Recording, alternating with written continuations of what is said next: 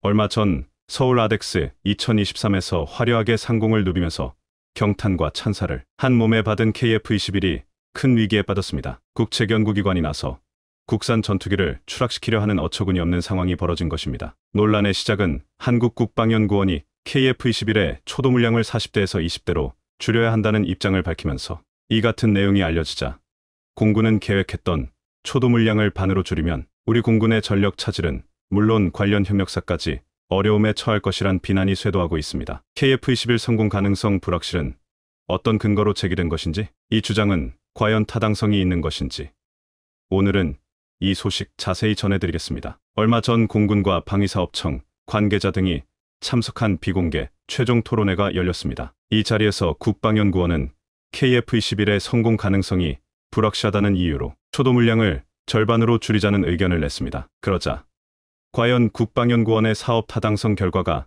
논리적으로 맞는 것인지 각계에서 찬반 논란이 거세게 일었습니다. 가장 우려를 표한 곳은 한국항공우주산업 KAI입니다. KAI는 만일 초도 양산 물량이 반토막 나면 1대당 가격이 880억 원대에서 1000억 원대로 뛰어오군 전력화가 지연되고 가격 경쟁력이 떨어져 수출에 악영향을 미칠 수 있다고 지적했습니다. 4.5세대를 표방하는 KF-21의 가격이 역시 1000억 원대로 알려진 미국의 5세대 스텔스 전투기 F-35A 수준으로 올라간다면 해외 시장 경쟁력 상실은 불보듯 뻔한 일입니다. 또한 방위산업 전반의 생태계가 위태로워질 우려가 있습니다. 한화에어로스페이스는 KF-21에 들어갈 지의 F-414 엔진을 국내에서 면허 생산합니다. LIG넥스원은 KF-21 핵심 무장인 장거리 공대지 유도탄 KALCM을 국방과학연구소 주도로 개발하고, 한화시스템은 적, 항공기와 지상,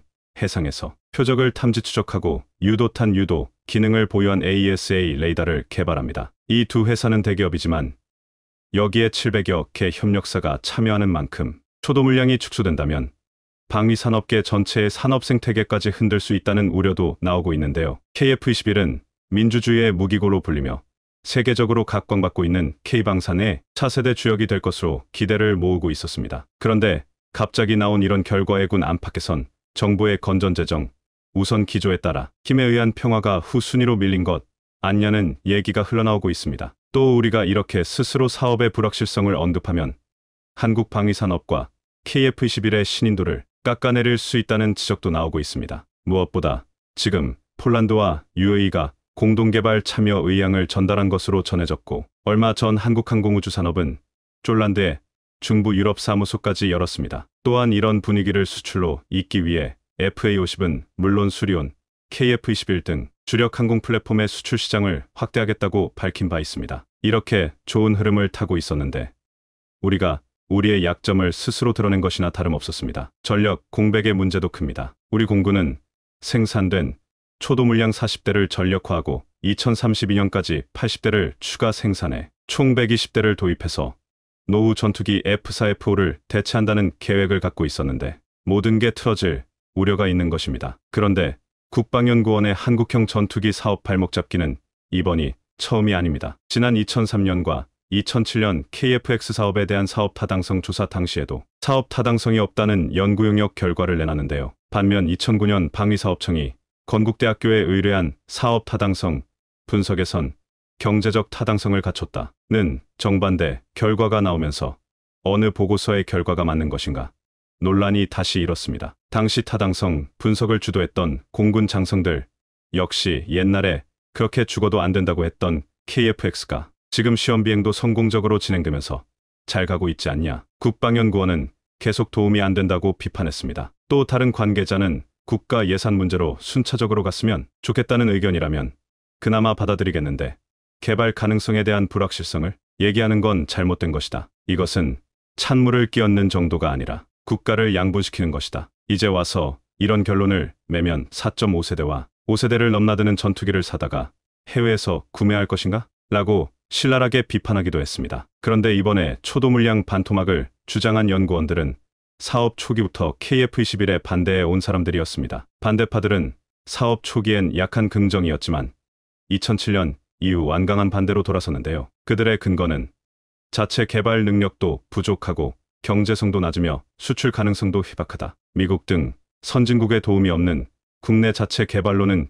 개발 리스크가 너무 크다는 것이었습니다. 반대파들은 줄곧 이렇게 주장해왔습니다. 신규 개발이 아니라 기존 전투기를 개조하는 방식으로 개발해야 한다. 예를 들어 국산 개발한 T-50이나 미국제 F-16, F-18을 개조하는 것이다. 외국 회사의 공동개발 참여를 유도하는 것도 방법이다. 해외에서 직접 구매하는 것과 비교하면 국내 개발은 비용이 2배 이상 더 든다. 주요 핵심 부품엔 국내 기술을 적용하기 어렵고 국산 개발을 해도 해외에 여전히 기술을 의존해야 된다. 그래서 무기나 무장 장비도 해외에서 도입해야 하는데 그러면 운영 유지비를 줄이거나 산업 파급 효과를 기대하기 어렵다. 이들은 핵심 부품 일부를 국내 개발한 뒤 차츰 기술력을 확보할 수도 있지 않느냐는 의문에는 현재 레이더 같은 미국산 장비나 공대공 미사일 같은 무장을 장착하는데 미국의 협조를 기대하기 어렵고 미국의 협조 없이는 비행 제어나 항공전자 부문 무장 통합, 그와 관련한 소프트웨어 기술 등 핵심 기술을 이전받을 수 없다. 또 레이더나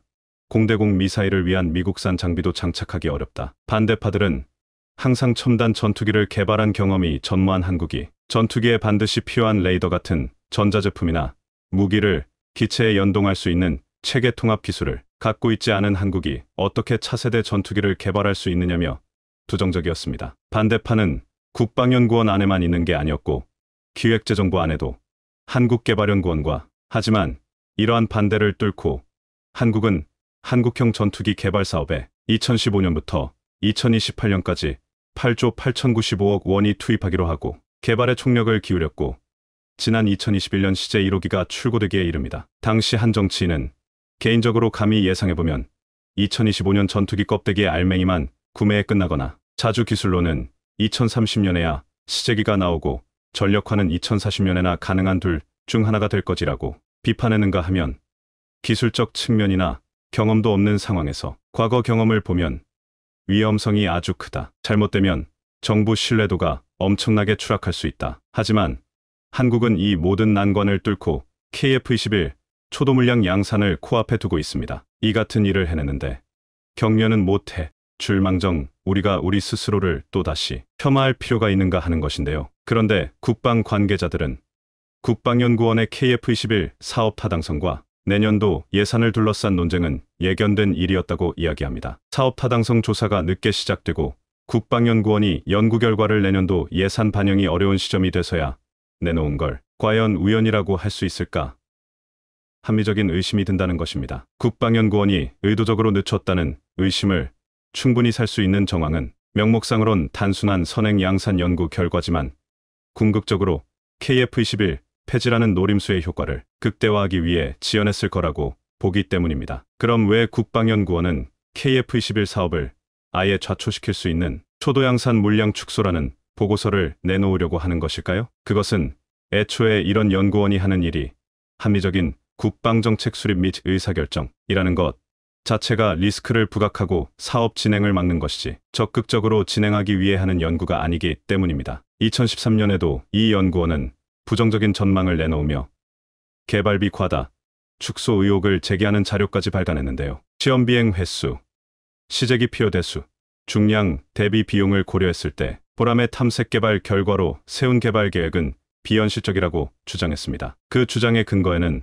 선진 외국 항공업체들이 계산한 개발비가 있었습니다. 해외 방위산업체의 KF-X 개발비를 계산해 받아 보니 2013년 기준으로 적으면 10조 원, 많으면 17조 원에서 19조 원이 들어가며 이는 한국의 계획보다 2배 이상 늘어난다는 것이 하지만 지난 10년간 해외 전투기 가격이 40% 이상 상승한 것을 감안하면 정말로 터무니없는 주장을 분석도 없이 그대로 인용한 것이었습니다. 게다가 KF-X의 과도한 개발비가 문제라면서 내세운 대안도 현 시점에서는 당시 해외 항공업체들은 개발 리스크가 적은 자사 플랫폼의 개조 개발 방식을 선호하니 이를 받아들여야 한다고 주장했는데 그 제안을 지금 완성된 KF-21과 비교하면 대당 가격과 개발비는 해외 지급 로열티와 크게 차이 나지 않는 반면 전투기의 성능인 무장 탑재량, 엔진 출력, 기동성은 해외 전투기가 KF-21보다 크게 떨어지기 때문입니다. 이번 KF-21 초도 양산에 대한 당성조사 최종 보고서는 내년에 나오며 방위사업추진위원회에서 심의 의결되면 상반기 중 최종 계약이 체결될 예정인데요. 다행히 현재 국방부와 방위사업청은 물론 국회 국방위원회에서도 여야 모두 KF-21 사업을 차질 없이 40대 초도 생산으로 진행해야 한다는 의견이 강한 것으로 전해졌습니다. 또한 20대 무장시험 조건 20대 생산이라는 절충안도 나와 있는 상황입니다. 따라서 이제야말로 10년 넘게 차세대 전투기 보람에 사업에 발목 잡은 국방연구원이 KF-21 외 양산을 도울 때라는 의견이 강하게 제기되고 있는 상황입니다. 2022년에 발생한 러시아의 우크라이나 침공으로 인해 극도로 불안해진 세계 안보가 대만 해협과 남중국해 일대에서 벌어지고 있는 중국의 비상식적인 위협으로 인해 더욱더 막화되고 있습니다. 실제로 지난 4일에 대만 국방부가 발표한 자료만 하더라도 이를 잘 대변해주고 있습니다. 이는 지난 6월에 대만의 방공식별구역을 침범한 중국 군용기가 총 109대에 이를 만큼 중국과 대만의 관계가 악화일로로 치닫고 있기 때문입니다. 이를 세부적으로 들여다보면 6월 20일부터 다음 날인 21일까지 중국 군용기 19대와 군함 5척이 대만 주변 수역과 방공식별구역을 무단으로 침범한 데 이어 6월 23일에는 중국 인민해방군 소속의 군용기 19대가 대만 영공에 진입하면서 대만과 국제사회로부터 거센 반발을 샀었습니다. 심지어 지난달 27일에는 중국군뿐만 아니라 러시아 초계함 2척이 대만 해협 중간선을 넘어 대만의 접속수역까지 접근하는 일까지 벌어졌었습니다. 무엇보다 대만과 중국의 비공식적인 국경선으로 여겨지는 대만 해협 중간선은 1954년 12월에 미국과 대만 간 이뤄진 방위조약 체결 이후 1955년에 미국이 중국과 대만의 군사적 충돌을 막기 위해 선언한 비공식 경계선입니다. 따라서 중국 정부가 군용기를 동원해 대만 해협 중간선을 무단으로 침범한 것은 그만큼 대만과의 무력 충돌뿐만 아니라 무력 동일까지 염두하고 있음을 노골적으로 드러내고 있는 것입니다. 하지만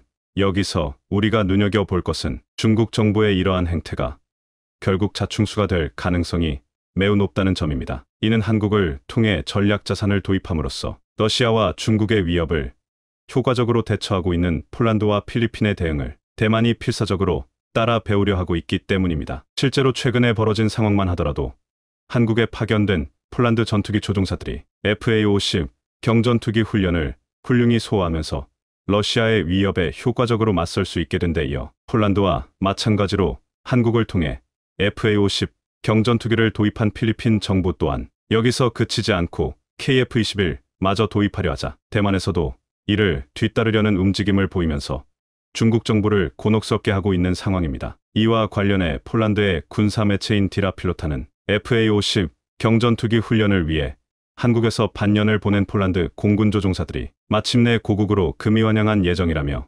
이를 축하하는 특집 기사를 내보냈습니다. 먼저 이 매체는 4명의 폴란드 조종사들이 한국 교관들의 지도 아래 FA-50 경전투기 조종을 위한 훈련을 반년 동안 받았다고 보도했습니다. 그러면서 폴란드 매체는 한국에서 훈련을 마친 이들 폴란드 조종사는 앞으로 폴란드에 당도할 FA-50 경전투기를 다른 폴란드 조종사들이 신속하게 조종할 수 있도록 돕게 될 것이라고 보도했습니다. 처음 한국에서 훈련한 4명의 참가자 중 1명은 제23전술 공군기지의 미그-29 조종사였던 자젝 스토라렉 소령으로 이 기계 FA-50의 조정을 위해 900시간 이상을 보냈다. 그는 지난 1월에 항공기 제조기업인 한국항공우주산업 KAI 본사에서 3명의 동료와 함께 한국 훈련 과정을 수행했다. 그곳에서 그는 FA-50의 이론에 대해 배웠다. 특히 폴란드 매체는 자젝 스토라렉 소령과 가진 인터뷰에서 반년 동안 이뤄진 훈련 과정에 큰 만족감을 표시했다고 보도했습니다. 한국항공우주산업의 전문가들에 의해 우리에게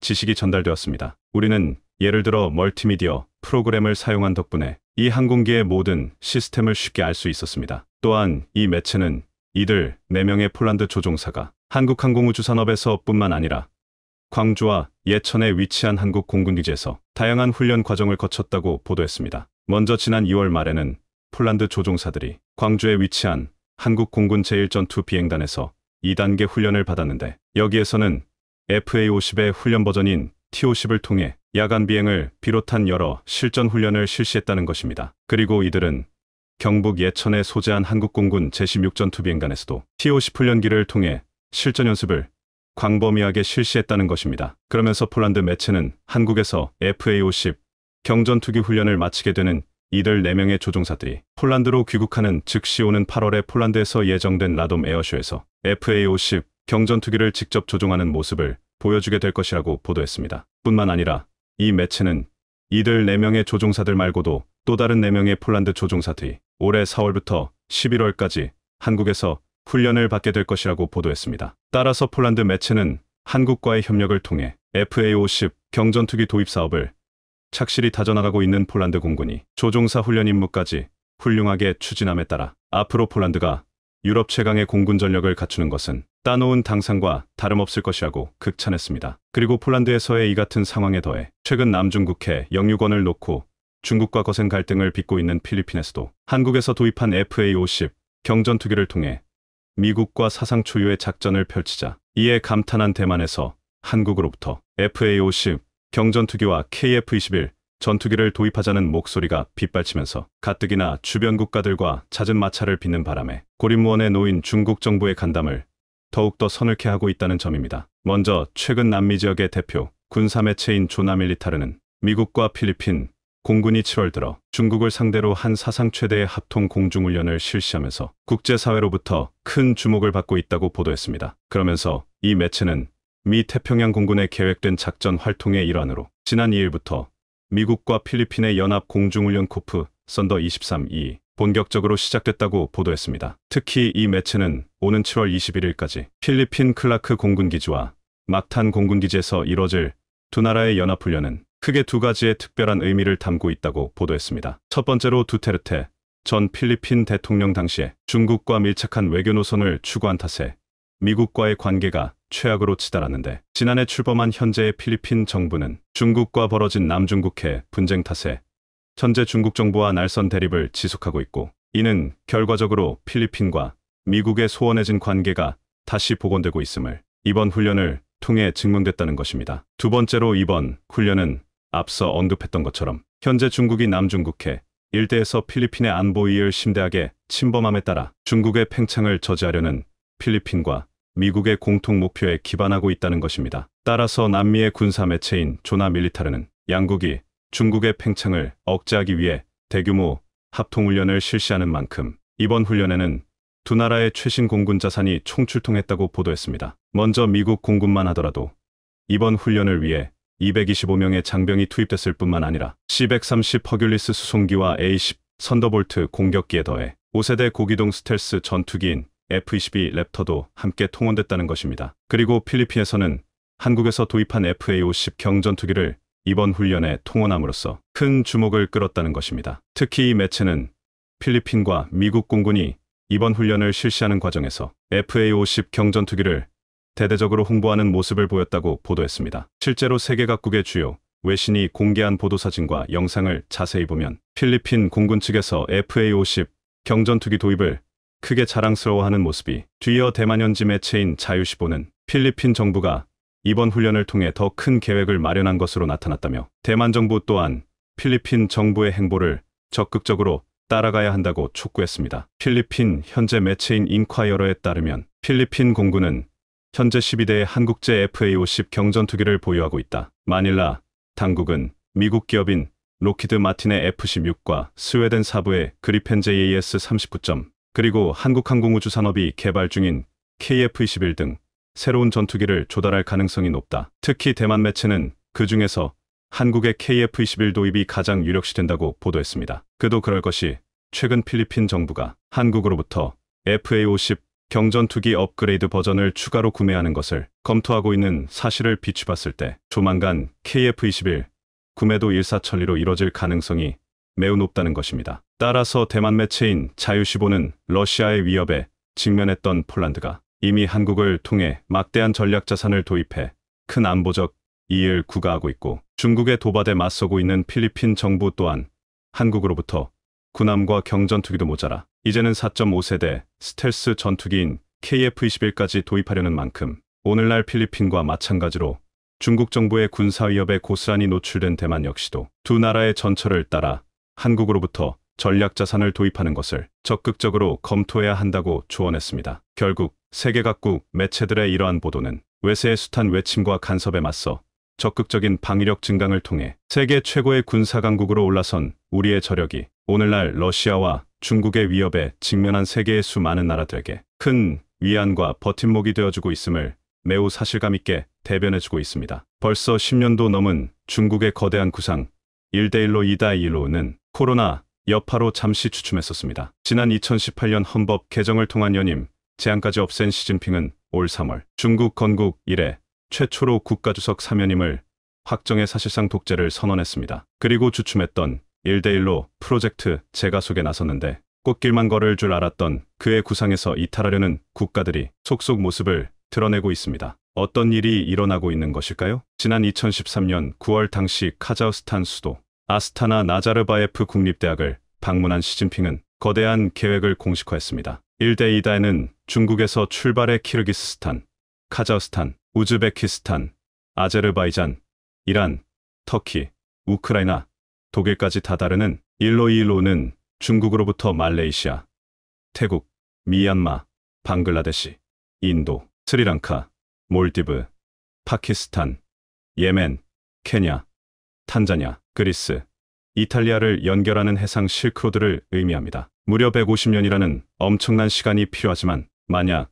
이 프로젝트가 중국의 계획대로 현실화된다면 전 세계 65개국을 포괄하고 각종 사업에 참여하는 국가만 144개국에 이릅니다. 전 세계 GDP의 약 32%, 전 세계의 무역의 39%, 전 세계 인구의 63% 약 45억 명이 전부 중국의 영향권 아래 들게 되죠. 사실상 21세기형 경제식민지를 건설해 미국을 누르고 명실상부한 세계 1위 패권국이 되는 겁니다. 그런데 이렇게 원대한 목표가 좌초 위기에 놓였습니다. 왜냐면 1대1로의 핵심 국가들, 그러니까 중국이 큰 그림을 위해 자존심까지 버리고 형제의 나라라고 부르던 국가들이 속속 1대1로에서 이탈하려는 움직임을 보이고 있기 때문인데요. 대표적으로 유럽의 이탈리아가 탈퇴하기로 가닥을 잡았습니다. 이틀 전 미국 월스트리트 저널 WSJ는 1대1로 사업에서 탈퇴하기로 한 이탈리아가 중국을 달래기 위해 외교적 노력에 나섰다고 보도했습니다. 즉,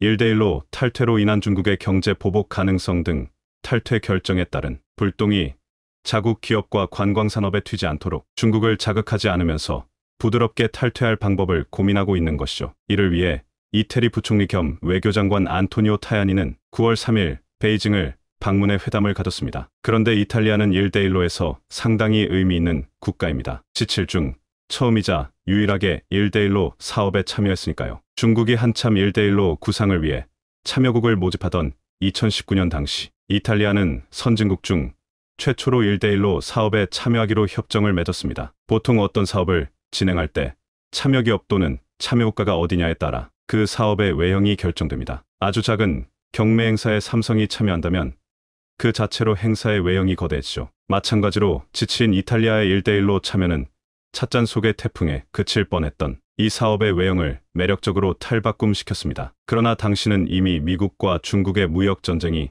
한창 중이었던 관계로 이탈리아의 이러한 결정은 서방 동맹국들의 엄청난 비난을 받았고 미국의 분노를 불러왔죠. 2019년 3월 23일 당시 주세페 콘테 이탈리아 총리는 시진핑 주석과 이탈리아 중국 1대1로 양해각서 MOU를 체결하면서 1대1로를 공개적으로 지지하고 나섰죠. 이탈리아가 이 프로젝트에 참여하기로 한 것은 이탈리아 상품의 중국 수출을 증대시키고 노후한 이탈리아 사회 기반 시설에 투자한다는 것에 강한 유혹을 느꼈기 때문인데요. 왜냐면 중국 국영기업들은 프로젝트에 참여하는 국가를 대상으로 낮은 금리의 융자와 대출을 제공하는 형식으로 투자하게 되는데 모건 스탠리는 중국이 2027년까지 1조 3천억 원이라는 천문학적인 돈을 투자할 것으로 내다봤습니다. 이런 상황에서 이탈리아는 유럽연합 중에서도 공공부채가 매우 크고 불황이 이미 오래전부터 시작되면서 중국에 손을 벌리게 된 겁니다. 존스 홉킨스 대학교의 에릭 존스 교수는 이탈리아는 투자와 지원이 필요한데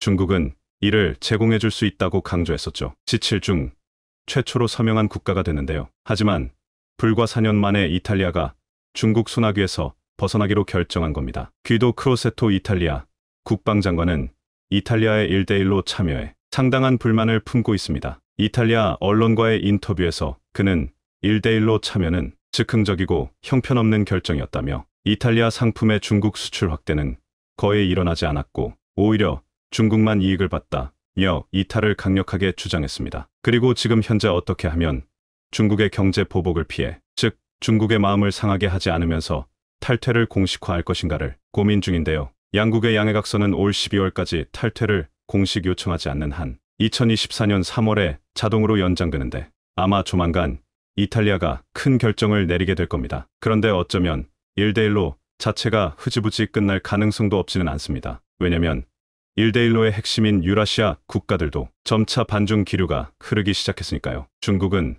자국과 국경을 접한 러시아, 카자흐스탄, 키르기스스탄, 타지키스탄, 파키스탄 등 유라시아 국가와 교통 물류 사업을 확대하기 위해 경제 회랑 지붕이 있는 긴 복도를 건설하려고 했었습니다. 특히 카자흐스탄은 핵심 중 핵심 국가로 시진핑이 이를 공식화했던 것도 카자흐스탄이었죠. 카자흐스탄의 경우 러시아와 중국 다음으로 유라시아에서 큰 면적을 가졌는데 석유 매장량은 약 300억 배럴로 세계 12위 수준이죠. 중국은 일찍이 이러한 자원에 주목해 카자흐스탄 유전의 절반을 중국이 소유권을 가지고 있으며 카스피에서 신장성까지 송유관이 깔렸습니다. 또한 중국의 중요 가스 수입국인 투르크메니스탄에서 오는 가스관이 3개나 깔려 있어 유럽으로 가는 물류 허브로 카자흐스탄에 대규모 투자를 감행했는데요. 특히 양국 경계 지역인 호르고스 자유경제구역은 유럽으로 가는 출발지이자 즉 호르고스에 집결한 중국 상품이 국제 철도를 통해 중앙아시아,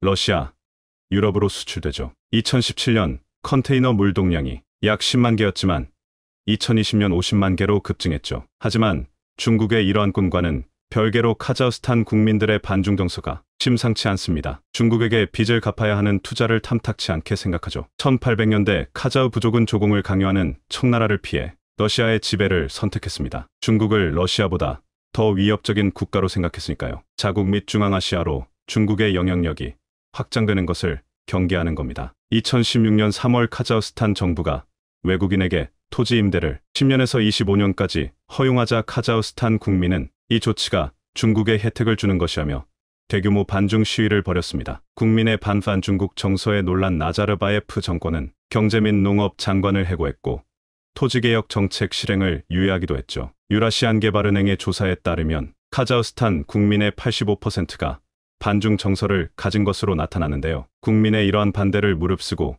정부가 중국의 투자를 허용할지는 알 수 없지만 이러한 국민 정서가 반영되지 않을 수는 없을 겁니다. 자칫 카자흐스탄이 1대1로에서 탈퇴하기로 결정한다면 아마 중국의 입장에서는 유럽으로 가는 시작점부터 문제가 생기는 것인데요. 비단 카자흐스탄뿐 아닙니다. 중국과 국경을 접한 가난한 국가 키르기스스탄과 타지키스탄도 처음에는 1대1로 참여의 쌍수를 들고 환영했었죠. 두 국가는 6대 회랑 중 하나인 중국 중앙아시아 서부아시아를 연결하는 가스관이 지나며 우즈베키스탄과 중국을 잇는 철도가 놓일 예정이었습니다. 중국의 도움으로 주변국을 이어주는 도로까지 건설했죠. 키르기스스탄의 경제학자들은 키르기스스탄에 최적의 기회를 가져다뒀다며 극찬하기도 했었습니다. 타지키스탄 역시 중국과 교역하지 않고는 경제 운용이 불가능한 상황이기 때문에 1대1로에 참여하게 됐는데요. 이에 중국은 2016년 타지키스탄 서부 도시에 철도를 개설했고 이로써 중부와 남부가 철도로 연결됐습니다.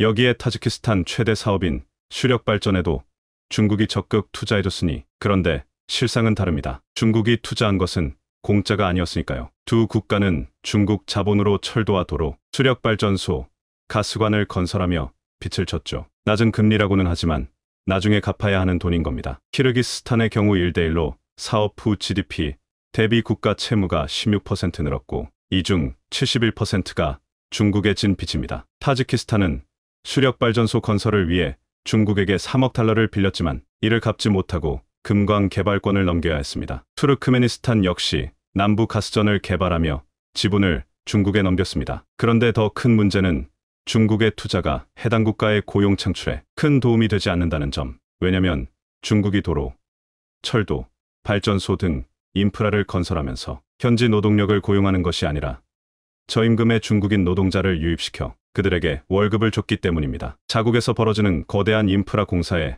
자국 노동자 비중은 극히 적다 보니 빚만 늘었을 뿐 실질적인 고용 창출에는 전혀 도움이 되지 않은 것이죠. 투르크메니스탄과 우즈베키스탄은 현지 노동자 고용을 의무화하는 법을 제정했으나 키르기스스탄과 타지키스탄은 중국 등살에 이러한 법조차 제정하지 못한 채 중국인 노동자들에게 일자리를 빼앗겨 버린 겁니다. 안 그래도 높은 실업 문제를 해결하지 못하고 빚만 늘었습니다. 이에 키르기스스탄과 타지키스탄에서도 반중 정서가 높아지는 것뿐 아니라 자국의 발전에 위협이 된다고 느끼고 있습니다. 경제는 중국에 크게 의존하지만 사회적인 반감이 커져 과연 1대1로에 참여하는 것이 실익이 있을지 의문입니다. 국민들의 불만은 고조되는 상황에서 경제는 중국에 의존하다 보니 1대1로가 21세기형 식민지라는 말이 나오는 것도 과언은 아닌 듯한데요. 중국이 예전의 영광을 재현하겠다며 추진 중인 거대한 실크로드 프로젝트 1대1로 참여하겠다던 이탈리아는 탈퇴를 기정사실화했고 실제 참여한 몇몇 국가들은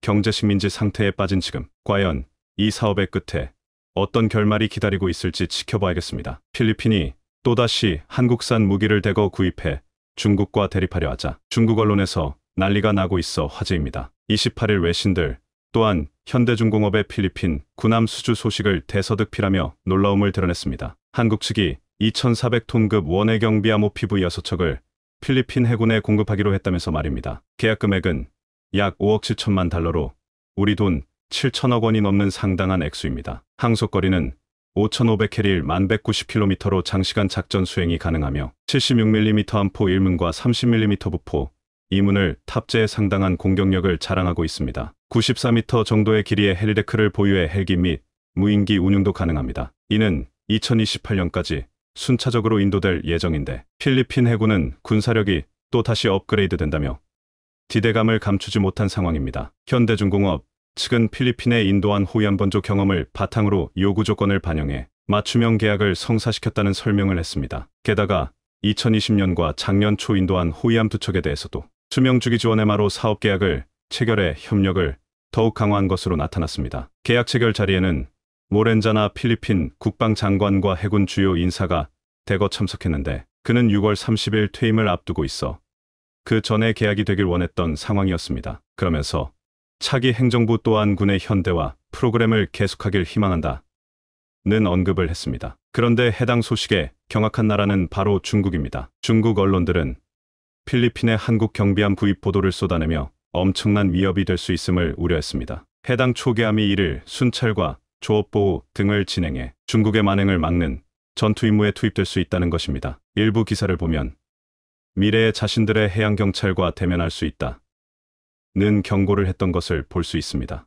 이번 경비함의 최대 속력은 22노트로 중국의 해상 민병들을 꼼짝 못하게 할 수 있는 성능을 가지고 있습니다. 중국 언론은 국제시장에서 한국산 군함이 점점 더 잠재적인 라이벌이 되고 있다며 이는 아시아 및 아프리카, 라틴 아메리카에서 한국 측이 이들을 감동시켰기 때문이라는 분석을 내놓은 상태입니다. 이번 경비함 6척의 입찰에는 해외 조선소가 다수 참여해 경쟁을 벌인 것으로 나타났습니다. 한국을 비롯해 프랑스, 스웨덴, 터키, 인도, 호주가 경합을 벌였으며 심지어 일본도 관심을 보였던 것으로 확인되고 있습니다. 그런데 유력 경쟁사였던 호주 측은 가격 인상을 지속 요구해 배제됐고 일본 측은 수출 경험이 전무에 사실상 선택지에도 들지 못한 상황입니다. 터키 초계함이 강력한 라이벌이었으나 한국산은 이미 성능이 검증됐고 유지 보수가 용이하다는 점에서 선택됐다는 설명입니다. 필리핀이 한국 함정을 얼마나 자랑스러워하는지는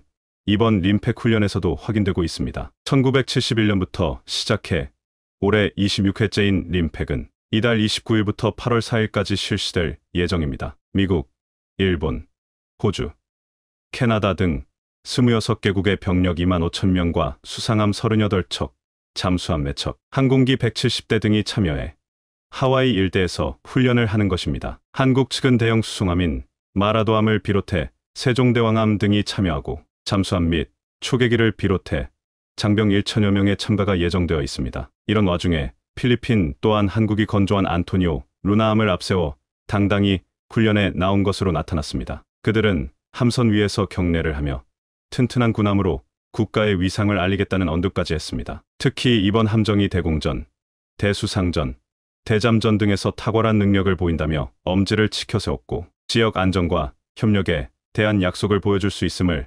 자랑스러워하기도 했습니다. 필리핀은 2020년 진행된 림팩 때도 한국에서 도입한 호세 리자람을 투입한 바 있습니다. 2016년 프랑스, 스페인 조선소와 수주 경합을 벌여 당당히 승리했던 바로 그 군함을 말입니다. 1호함인 호세 리잘은 예정보다 6개월 앞서 2020년 5월 인도됐으며 2호 안토니오 루나도 예정보다 1개월 앞선 2021년 2월 인도됐죠. 해당 호위함에는 한화 시스템의 전투체계가 달려있고 76mm 함포 등이 장악되어 있으며 향후대한 미사일 등이 추가로 도입될 예정입니다. 특히 함대함 미사일로는 LIGX-1이 만든 태성이 낙점돼 상당한 위력이 기대되는 상황입니다. 그만큼 한국이 만든 군함이 필리핀의 해군력을 상징하는 대표 무기가 된 것입니다. 그들은 한국이 2019년 무상으로 공여한 충주함 콜라드, 얍에도 여러 차례 감동을 나타낸 바 있습니다. 성능이 탁월해 7,100개의 섬을 방어할 수 있는 최적의 초계함이라고 극찬했던 것입니다. 한국은 그동안 40척의 함정을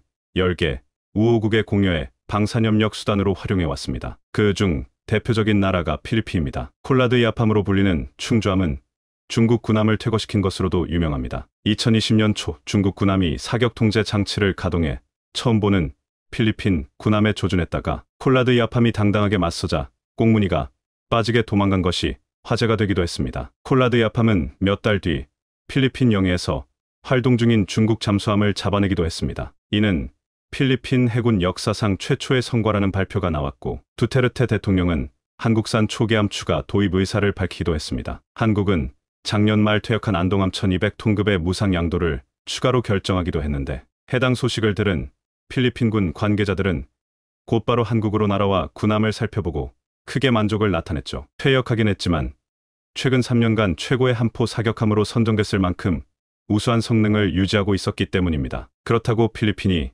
공짜로 받기만 하는 것은 아니었습니다. 작년 12월 필리핀은 한국에 5,800억 원 규모의 초계함 2척을 추가로 발주한 바도 있습니다. 해당 군함에는 16개의 수직발사 시스템과 8개의 대함 미사일 발사기, 근접무기 시스템 CIWS, 어뢰 발사기, AESA 레이더 등이 탑재될 예정입니다. 필리핀 국방장관은 서명식에서 대함, 대잠 및 대공전을 수행할 수 있는 현대식 초계함이 도입된다 며 벅찬 감동을 나타내기도 했습니다. 해당 초계함은 2025년 인도를 목표로 하고 있습니다. 그때도 중국 언론은 한국이 수주를 빼앗아갔다 여 시기와 질투의 반응을 쏟아냈고 필리핀은 중국과 전쟁이라도 할 것인가?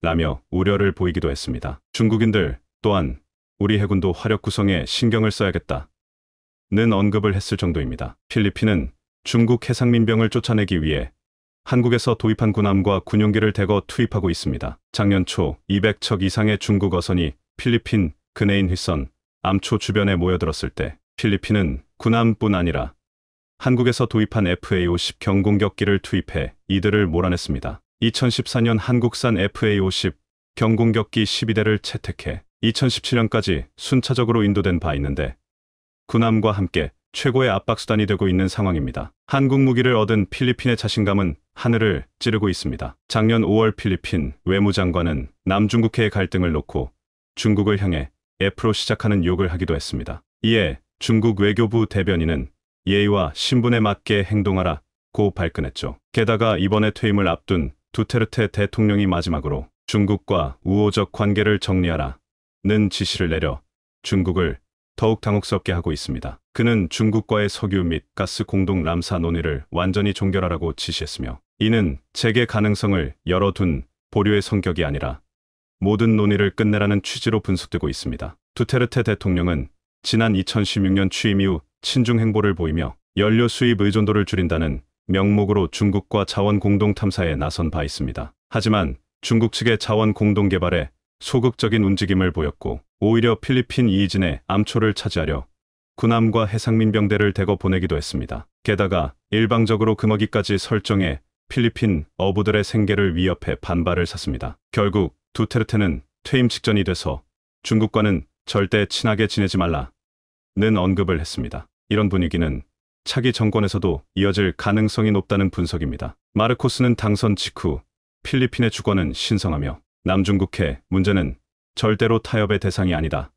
라고 강조했었기 때문입니다. 글로벌 파이어파워에 따른 필리핀의 군사력 순위는 51위밖에 되지 않는 상황입니다. 총인구 1억 900만 명의 군인은 31만 5천 명 정도인데 한 해 국방 예산은 44억 달러 정도로 한국의 10분의 1에도 미치지 못하고 있습니다. 이에 더욱 가성비가 높은 한국산 무기를 구입해 중국과 맞서려 하는 것입니다. 한국 무기는 중국의 해상 민병을 견제하기 위한 최선의 선택지로 꼽히고 있습니다. 중국의 해상 민병대는 평소엔 어업에 종사하지만 실상은 중국 해군으로부터 교육과 지원을 받는 준 군사조직입니다. 퇴역한 전직 군인이 대거 복무 중으로 병력은 약 30만 명 정도입니다. 이들은 군인처럼 봉급은 물론 보험과 연금 지원도 받고 있습니다. 그들은 자동화기를 싣고 다니며 선체를 강화해 근접전에 유리하게 개조해 놨는데 남중국해 등에서 해군의 선봉을 서며 적국 함대의 이동 정보를 수집하는 역할을 하고 있습니다. 그리고 암초를 매립해 군사기지 건설을 돕고 불법 조업 등을 일삼아 무법자로 통하죠. 통상 어선은 2터부터 3척으로 구성되지만 해상 민병이 주도하는 어선단은 100터부터 300척으로 이들이 출몰한 지역은 각종 어종이 말살되어 왔습니다. 인도 태평양 지역의 불법 조업 95%는 중국 어선들이 자행하고 있는 것입니다. 한국 해역에서도 불법 조업을 일삼았지만 한국 해경이 기관총을 난사해 쫓아낸 적도 있었죠. 게다가 이들은 청정 해역에서도 아무렇지도 않게 오폐수를 방류해 비판을 받고 있습니다. 이런 상황에 미국은 이번에 대놓고 중국을 대표적 불법 조업국으로 지정하기도 했습니다. 바이든 대통령이 지칠정상회의에 참석해 해양 불법 조업 근절을 위한 국가안보각서 NSM에 서명을 했는데 이는 불법 조업에 맞서는 국가들에 대한 지원 등도 담겨져 있습니다. 미 당국자는 중국은 불법 조업 근절에 대한 약속을 충실히 이행하길 바란다며 사실상 중국을 겨냥했음을 시사했습니다. 특히 미국은 필리핀이 중국에 대항하려는 모습에 지지를 보내고 있는 상황입니다. 즉, 바다의 평화를 위해서는 필리핀이 더 많은 한국산 무기를 도입해야 하는 것입니다. 필리핀은 한국산 잠수함 도입 움직임까지 보이고 있습니다. 작년 5월 필리핀 군수 관계자가 방한해 대우조선해양의 잠수함 작업장 등을 찾았고 방산 전시회 때 설치된 1400톤급 잠수함 모형에 큰 관심을 보이기도 했습니다. 필리핀 의회는 섬나라 국가인 만큼 잠수함이 꼭 필요하다며 도입을 촉구하고 있습니다. 필리핀은 한국산 무기를 더 많이 도입해 중국으로부터 더욱 당당해지길 바랍니다.